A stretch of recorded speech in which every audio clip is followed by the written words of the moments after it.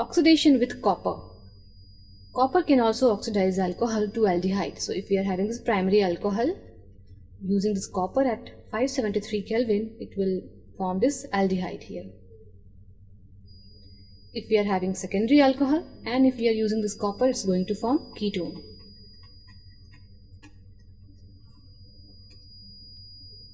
So when we are having tertiary alcohol, in that case, copper is going to give this eliminated product. So here double bond will be there. Let us see the question here. Which of the following will not form a yellow precipitate on heating with alkaline solution of iodine? So this alkaline solution of iodine, upon treatment with alcohol, this test is called iodoform test, and it is given by those alcohol where we are having this beta carbon. So if we are having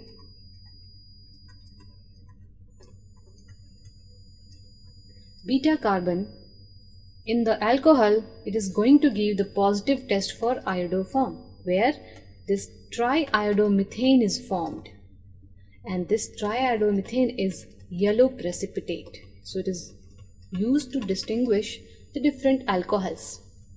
So here if we look at, this is having this beta carbon, so this is going to give this yellow precipitate. So this product will give CHI3. In the second option also we are having the CH3, CH2, CH, OH and then CH3. So here also we are having this beta carbon. So this will also give this CHI3. So yellow precipitate will be formed. In the case of methanol, we are not having beta carbon.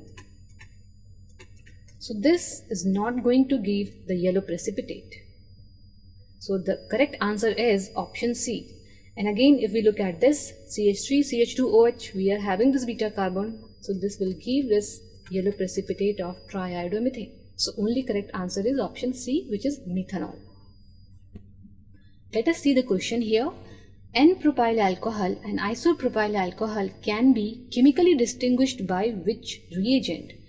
So let's first draw the structure of these N-propyl alcohol and isopropyl. So if it is N-propyl, then it will be CH3, CH2, CH2OH, and then isopropyl will be CH3, CHOH, CH3. So this is isopropyl alcohol. So if we are treating them with PCl5, it's going to form CH3, CH2, CH2Cl, and this isopropyl alcohol will form CH3, CH, Cl, CH3. Now both are same functional group, so it cannot be chemically distinguished. So this PCl5 is not the reagent which is going to distinguish N-propyl alcohol and isopropyl alcohol. For the reduction, if we are reducing these N-propyl alcohol and isopropyl alcohol, it's going to give the same hydrocarbon, 3CH2CH3, and this will also give CH3, CH2CH3. So again, these are the same products, so we cannot distinguish chemically them. Then the third option is oxidation with potassium dichromate.